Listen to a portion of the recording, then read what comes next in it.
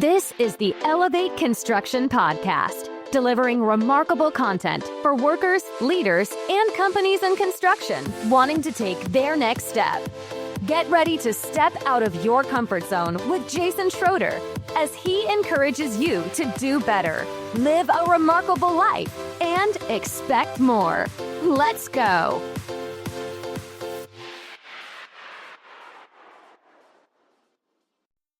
Welcome to the Elevate Construction Podcast, where we help you with the organizational health of your project. My name is Jason Schroeder, and this is the fourth of a series of podcasts covering team building called Winning Teams. Today's topic is how to increase employee engagement. So please share this podcast with anybody who is trying to increase the effectiveness of their teams and help the people that report to them, their engagement, their health, their stability, their success, their fulfillment. So why would you want to listen today? Do you want to be a better manager and leader? Do you want to know what it would take for you to feel fulfilled at work? Do you want to know what it would take for your direct reports to feel fulfilled at work? Would you like a systematic approach to building people? Would you really like a system that would bring awareness in your organization, your team, your company, your group, your functional committee, wherever you are, to really bring awareness of what it would take for people to really be at 100% capacity, 100% productivity, and 100% in all that they do? If any of these things seem interesting, or if you're even a little bit intrigued, then today's podcast is for you because we have answers and you're going to love this content. So the content today comes from Patrick Lencioni from the Table Group. And I have permission to use this content. I have permission to lead you to the website, to the PDFs, any of their content on their website that teaches these concepts and these principles. And so I'm going to draw on that primarily today for this topic. So here's a quote. People do not typically quit the company, they quit their boss. Now, I really, really feel like you need to hear me on that one because throughout our organizations, there are managers that are well-intentioned, that are good people, that just are really super sharp and are wanting to do the right thing, but they need to make connections with their direct reports, and it's just not happening. And so people aren't fulfilled. There's turnover, there are issues, there's drama, and it just does not need to be that way. We can give wonderful, wonderful tools to managers at every level so that they can keep their people engaged and take care of their people for whatever they need. So let me say that quote one more time. People do not typically quit the company, they quit their boss. Now, one more thing before I go into the story and then the principle. I got some feedback on LinkedIn for one of these posts saying that there might need to be a distinction between the processes and the systems that I'm recommending in all of these podcasts versus what can actually be implemented. And I really think that that's a good point, and that's good feedback. That's a little bit of a blind spot for me because ever since I started in construction, I've always been on $50 million plus, $100 million plus projects, sometimes 150, 300, 350, $500 million projects.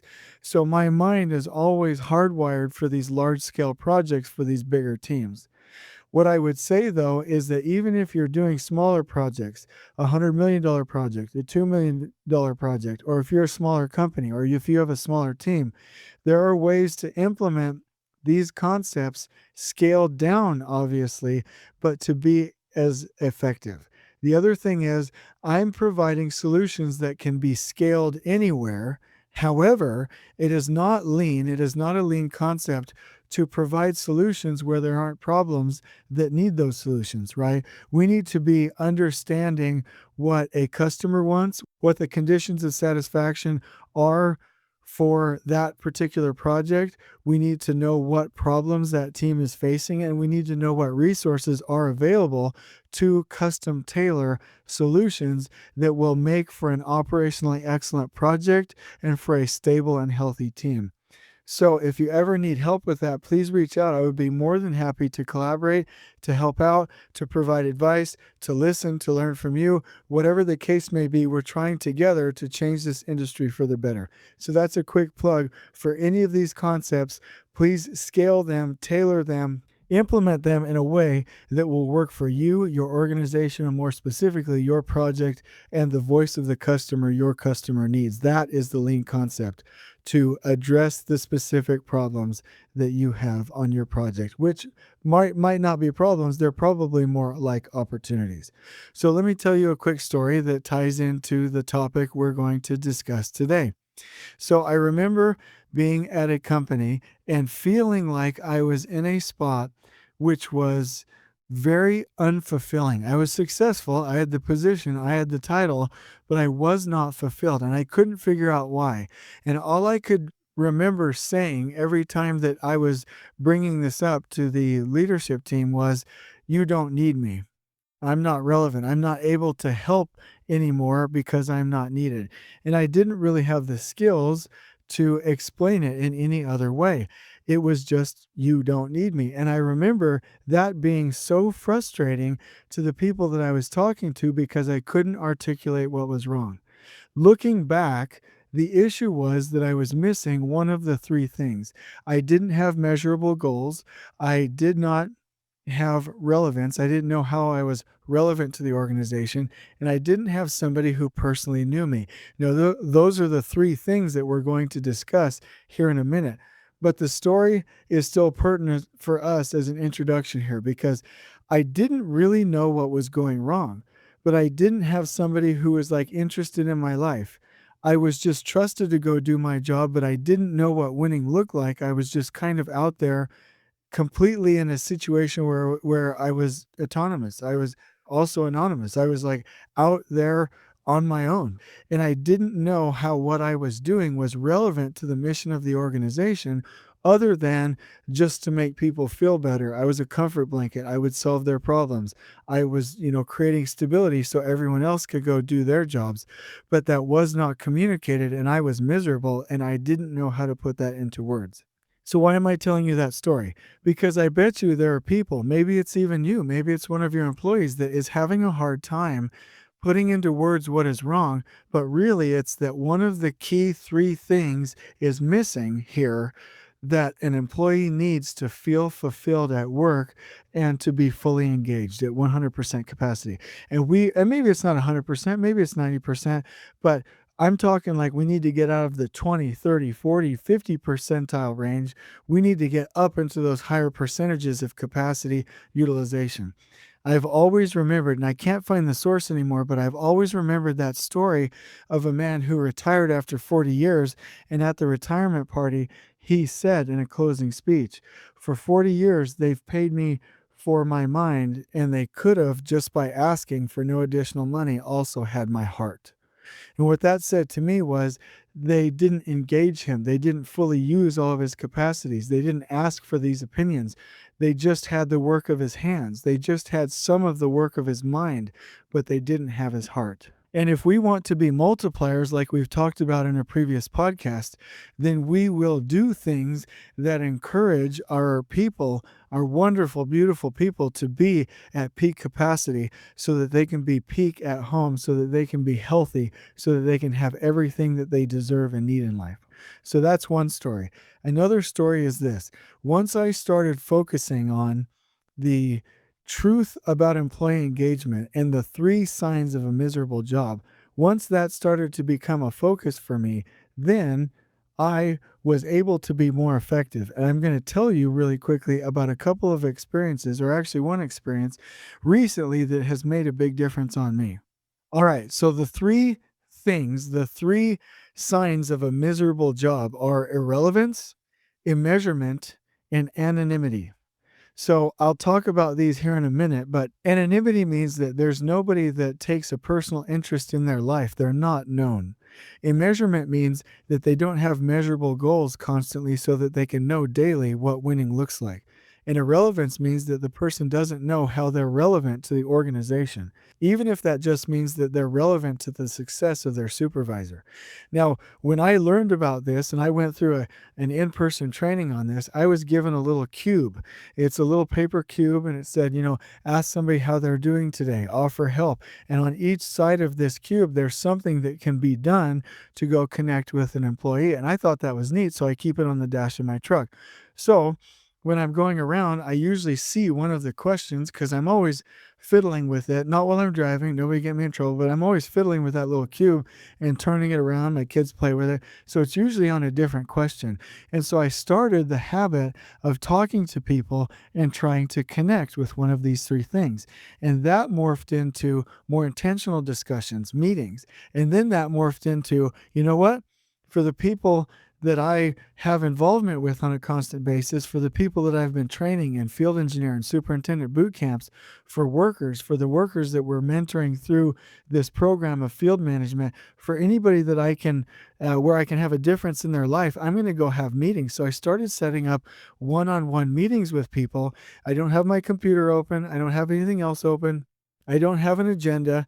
I don't have something that I need. My mind is just completely blank. My phone is off. Everything's gone. And I just start asking questions. How are you doing? How's your family? And really just digging in and like caring about what the person is telling me. And I remember a quote that said, wouldn't that be neat if when you asked somebody how they're doing, you actually cared about the answer?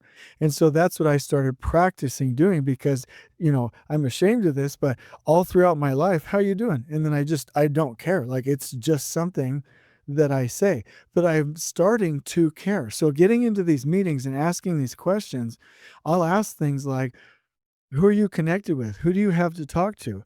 Do you know what winning looks like on a constant basis? Do you feel successful? Because we want you to feel like you're winning, right?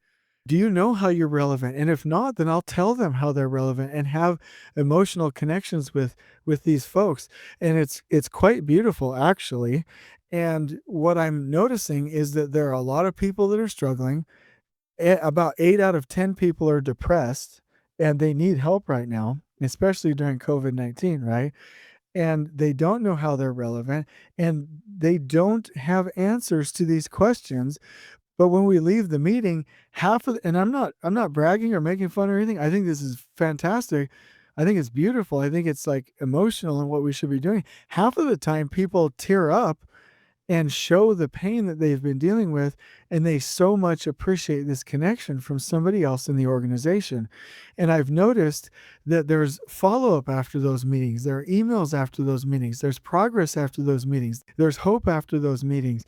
And then the organization, you can just see these teams just start to go up and up and up and up, and the engagement gets more and more and more, and people start to do better. And you're like, holy cow, I wish I would have known this like a long time ago. I wish I would have known this 15 years ago, and I would have gotten twice as much done as I have to date. So those are my two stories. That's real. Like I just 2 weeks ago finished up a number of those meetings with that connection and had beautiful experiences.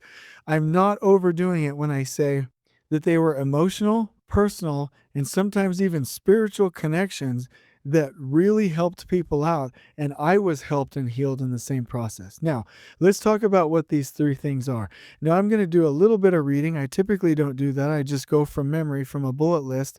I do prepare these podcasts quite a bit, but I don't ever run from a script. But I'm going to read just a little bit here. So this is from a PDF from the table group, and you can access this from www.tablegroup.com and then look up the truth about employee engagement. So, anonymity. People cannot be fulfilled in their work if they are not known. All human beings need to be understood and appreciated for their unique qualities by someone in a position of authority. People who see themselves as invisible, generic, or anonymous cannot love their jobs no matter what they are doing. All right, the next one, irrelevance. Everyone needs to know that their job matters to someone, anyone. Without seeing a connection between the work and the satisfaction of another person or group of people, an employee simply will not find lasting fulfillment. Even the most cynical employees need to know that their work matters to someone, even if it's just their boss, which is fine. Immeasurement. Employees need to be able to gauge their progress and level of contribution for themselves. They cannot be fulfilled in their work if their success depends on the opinions or whims of another person, no matter how benevolent that person may be. Without tangible means of assessing success or failure, motivation eventually deteriorates as people see themselves as unable to control their own fate. So, let me talk about this just a little bit. How can we get past anonymity. Well, I've heard stories of people visiting their direct reports' children's baseball games or soccer practice or their performances. Supervisors have gone to dinner with their direct reports' families, with their spouses. They have, been interested, sent gifts for birthdays, for anniversaries. They have done just little things, just known the names of their children. Find a way. Then this would be my encouragement for anybody listening to this podcast. Find a way, please, to go connect and to know your people. Now, it's not going to be possible if you have like 30 different direct reports.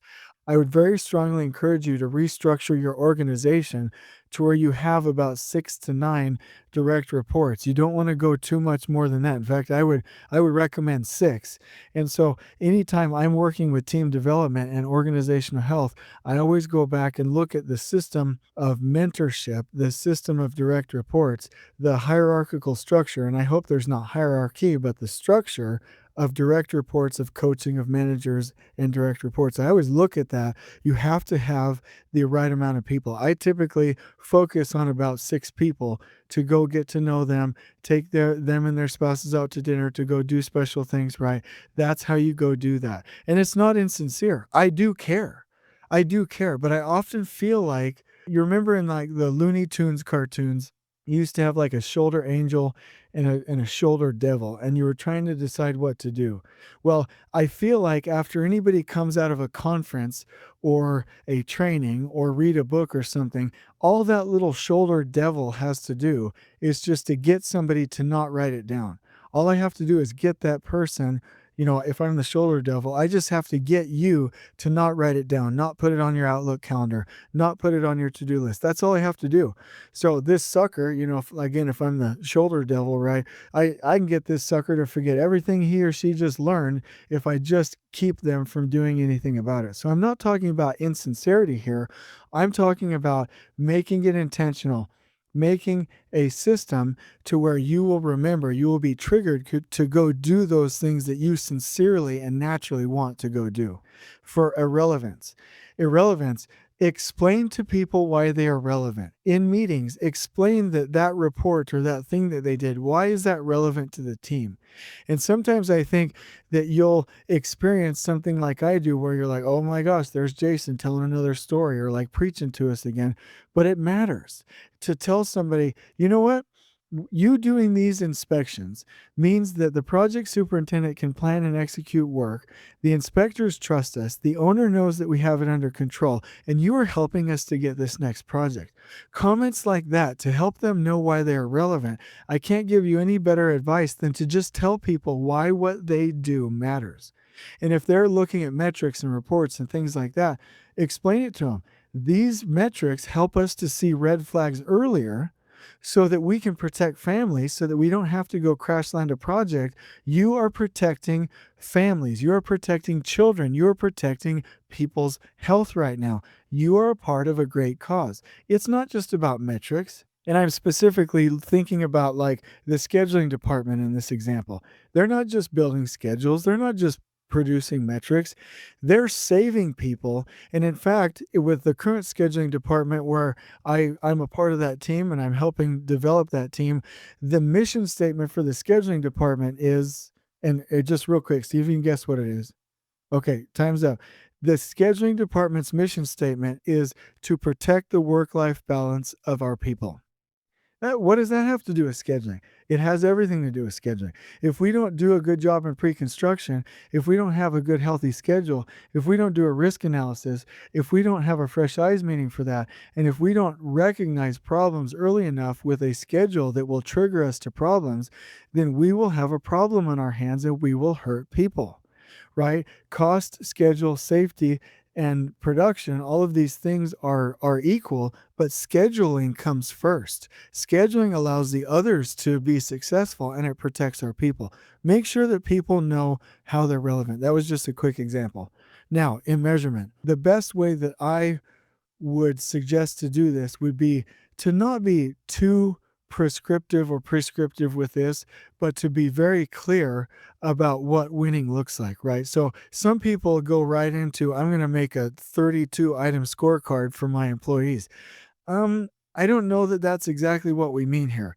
What I mean here is, all right, so let me give you an example. Let me say that I'm talking to a superintendent, and I'll say, hey, the measure of your success is that you see the future, the project always has a plan, and that you're scaling communication constantly. I'm talking to the assistant superintendent. What does winning look like for you? If this project is operationally excellent, if there's a safety presence in the field, everybody's safe, clean, organized, you're installing a good quality work product, and you have control of your area, then you're enabling the project superintendent to be successful. So, and then I go say, what does winning look like every day for a field engineer? Well, if we're doing concrete, winning looks like for you if no placement occurs, no concrete pour occurs unless there's a lift drawing for that placement and you have done a pour check with the superintendent and it's been thoroughly signed off and we know for a fact it's right.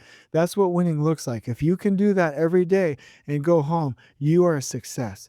Now you notice that I didn't go in there and say, well, you did this report or you checked this box or I'm not getting into like paperwork and processes and things like that. I'm saying really, what does winning look like on a daily basis for a person? And we need to be smart about it, right?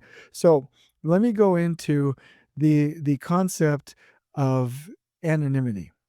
So it isn't uncommon to hear from people that they are miserable in their job because they don't make enough, or they're in the wrong position, or something's not going right, or they don't like to be in the field. And I constantly see this throughout the industry. This is not just from the book. If you read the PDF that is on the website for The Truth About Employee Engagement, the book that Patrick Lencioni wrote, you'll see some of the same stuff, but I'm talking about from personal experience. You'll see somebody that calls looking for a job and they say, well, I'm just not happy with that position or whatever. Or you'll hear an employee say, I just am not in the right role. I don't have, the tools that I need. And they'll just keep talking about things that don't matter. And you put them in a new situation, give them different tools, different job, different role, and the same problem exists. Because the real problem is that one of these three problems exist. They either feel anonymous, or they feel like there's immeasurability, or they feel like they're irrelevant in their job. And so they're trying to fix that with other tangible and understandable things when the real problem is they need a better connection with their supervisors, right? So what is not subjective, what is true about a miserable job is that if you have any of these three things at play, it will be miserable. Anonymity, irrelevance, and immeasurement. So those things need to be fixed. So I'm going to read two paragraphs here for you really quickly. The cost of job misery is very real, both for individuals who are miserable and for the families and friends of the people who must live with them. Scores of people suffer every day as they trudge off from their families and friends to jobs that make them more cynical, unhappy, and frustrated than they were when they left. Over time, this dull pain can erode the self-confidence and passion of even the strongest people, which in turn affects their spouses, children, and friends in subtle but profound ways. Organizations are not immune to the effects of misery either. Some studies show as high as 77% of workers are dissatisfied with their work, and that the primary driver of job dissatisfaction is not pay or benefits, but rather the relationship that an employee has with his or her supervisor. Now, if I didn't have a stand for my microphone, I would just grab it and drop it right now like that. Those two paragraphs were so beautiful and so accurate that I should read them again, but I'm not going to. I'm just going to leave that for you. Listen to the podcast again if you want, but that is the situation we're dealing with. Let me just do a quick plug here. I think that we're a little bit off base right now in construction, and let me tell you why. Most of our focus in construction right now is about optimizing design and pre-construction, which actually I do appreciate. I think they're pretty much on track with that. I love IPD. I love design build. I love all of the things we do in design. I'm trained for those. I'm certified. I'm a design build certified professional, right? So I believe in those things. But every single day I get an ad or a connection on LinkedIn or something like that that says, hey, I've developed this new software for the office. I've developed this new software for the office. I've optimized the office. I've done this, this, and this, and all this technology, technology, technology. I even saw a post the other day about robotic total stations and GPS, and the point was to get rid of any of the old conventional layout practices, which is a huge mistake. And I'm seeing all of these things with technology try and replace the good old fashioned taking care of our people, training our people, and making sure that people are engaged. There's no technology that's going to fix this, guys and gals. There's no like newfangled thing that we're going to go do that's going to fix the connection with our people. There's no texting system. There's no software. There's no organization scheduling tool. There's no online application. None of these things are going to fix these grassroots basics, back to basics things. Like, I really feel like we're off track. There's two things that we need to do. We need better training for our workers, foremen, and managers at all levels, which, just a quick plug, I provide that. So just reach out to me. The other thing is we need people working at full capacity by building teams and taking care of people. That's it. Those are the two things. We have enough technology right now to take care of our needs. It's not even a lean concept to go implement all this new technology. It says in one of the 14 principles of the Toyota Way, and the founders of lean are to only use tried and true technology. We need to really get back to optimizing the field, optimizing our people, organizational health, and stop for just a minute. Like, even if we just took a pause for a week on the technology piece, like, let's get back to basics. Okay, so sorry about my little rant there. Why do supervisors typically allow their employees to feel anonymous? Well, political correctness. We have been told over and over and over that we just have to be politically correct. We can't talk about certain things. We can't dive deeper. And I will tease you project managers out there. And I'm doing a little heart symbol here with my hands as I record this, so you're not offended at me. You know that I love you. Especially you PMs, like, you guys are incentivized to go act professional, look refined, and only say the right things and have everything be very measured and calculated. And I'm only going to like let this much show of who I really am. Like, stop it. Like, if you're talking to people, you need to be real. You need to say real things. And you need to get in there and dig in. And instead of, treating people like they're at arm's length, treat them like human beings, one-on-one. Treat them as if they have families. Treat them just as human beings. It doesn't matter whether they're married or they're single or they're not, or they have life partners instead of spouses or whatever. What's wrong with knowing those things? Like, we can't discriminate or criticize or do anything else like that. We can't hire people, based on what age they are. There are certain rules that we have to follow, but by all means, go contact HR and find out what things you can and cannot say, and get into the weeds and actually treat people as human beings. The other thing is amnesia. Managers forget what it was like to be an employee and the amount of coaching that was needed. So they forget that, and they don't think about taking the time to provide that coaching and help people with their self-esteem and their job fulfillment and taking an interest in somebody else's life. The other thing is there's a fear of the touchy-feely.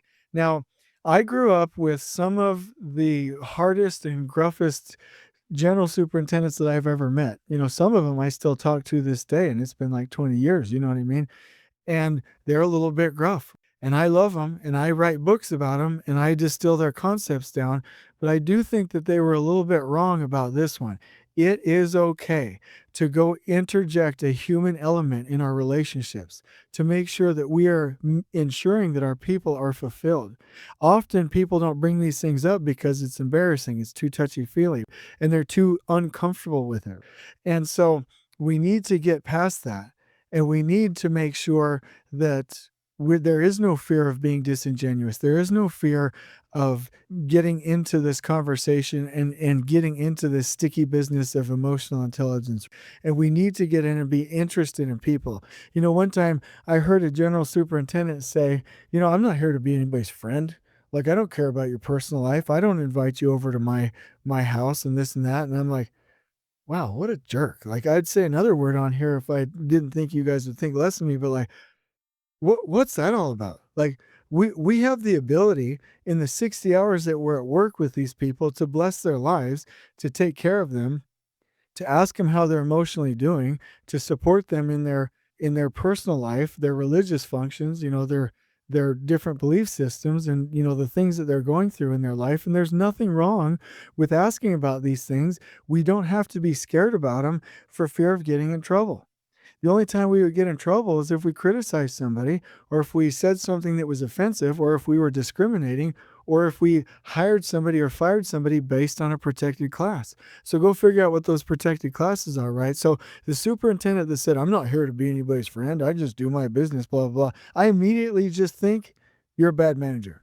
I hope none of our key people are with you. In fact, I hope nobody's with you, because you're going to just keep being a jerk and ignore the emotional side of people. 80% of a person is emotions, right? Even if they're a thinking type personality on the Myers-Briggs assessment. So that's a little bit of a rant, but we have to get into the touchy-feely. We cannot be afraid of it. The other thing is some managers just get too busy. They're like, I'm not going to go spend an hour without an agenda with an employee or with 6 or with 8. Okay, well, if you're not going to do that, then you're not going to have enough employee engagement, and you're going to have turnover, and you're going to have to retrain new people because people are going to leave, and that's just the bottom line. So we have to overcome anonymity, and there's two ways to do that. We have to get past this politically correct environment and go dig in and get in with our people. Second, we need to overcome the fear of coming across as insincere and just get in there and actually practice caring and actually care, right? So that's the key. So I hope that those things, those concepts are helpful. So if you're a mentor, there are ways for you to go give this to your people. Go write it down, make it intentional, form a plan, and set up these meetings, however you're going to do it. And if you're a direct report, there are ways to ask for these things. And quite frankly, I just have to say, because I care about people more than anything, if you don't have them and you don't get them, and there's no way to get them, and you can't get them from somebody else, then you might consider switching roles or switching jobs, honestly, because you cannot be happy without these things. Because the current condition in our industry is that people are missing these things, and then they don't give 100%, and that translates to every other aspect of their life. There's low engagement. Supervisors think that people will be okay and they're fine, right? And then people leave and there's turnover and they're unhappy. And and I have to say this very sincerely, and people commit suicide.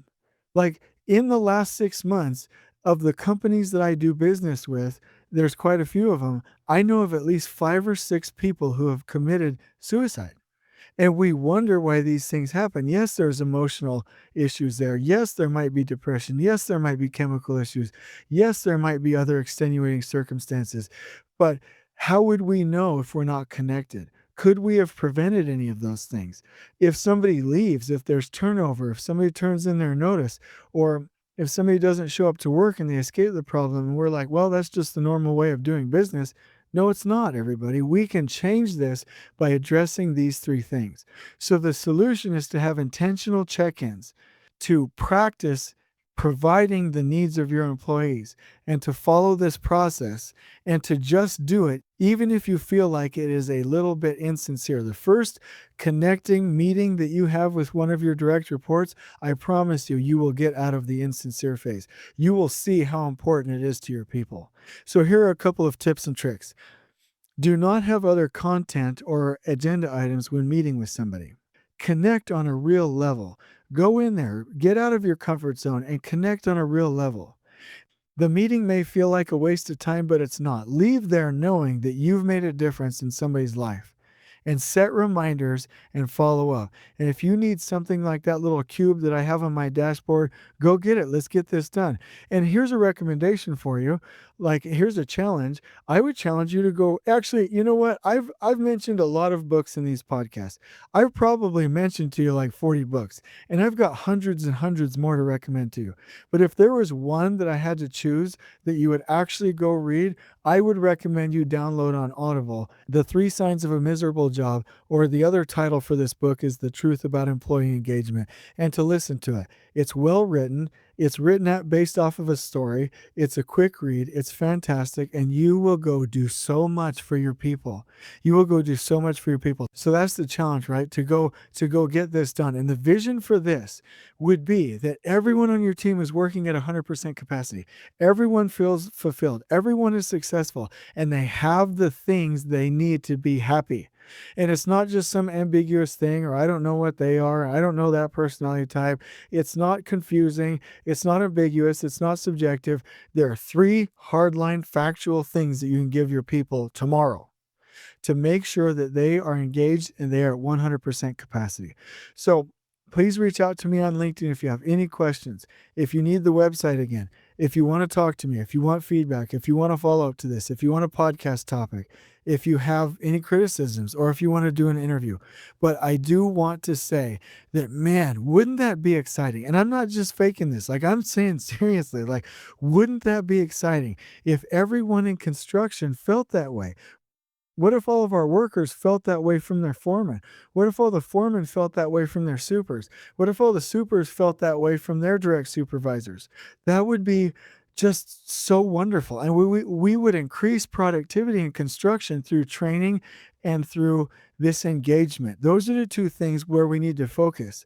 We need to pause right now on some of these newfangled ideas. We need to pause on optimizing the office team. We need to pause on all of these different technological ideas and get back to the basics of having real conversations with people and to do real training and coaching with people. That's how we're going to gap this problem that we have with productivity in construction.